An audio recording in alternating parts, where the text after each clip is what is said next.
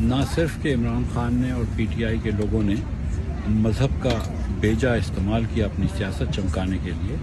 اور آپ لوگوں کو یاد ہوگا کہ وہ اپنے جلسوں کے تھیم یا جلسوں کا نام رکھتے تھے امر بالمعروف، اور جب میں نے یہ پوائنٹ آؤٹ کیا حال میں کہ یہ اپنے آپ کو معروف سے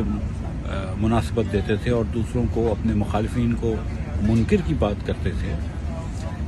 تو پی ٹی آئی کے وزراؤں نے اور ان کی ٹرول آرمی نے میرے اوپر حملے کیے، میرے اوپر خطرہ لائق کیا اور سفید جھوٹ بولا کہ معاذ اللہ میں نے خدا نخواستہ قرآن کی آیت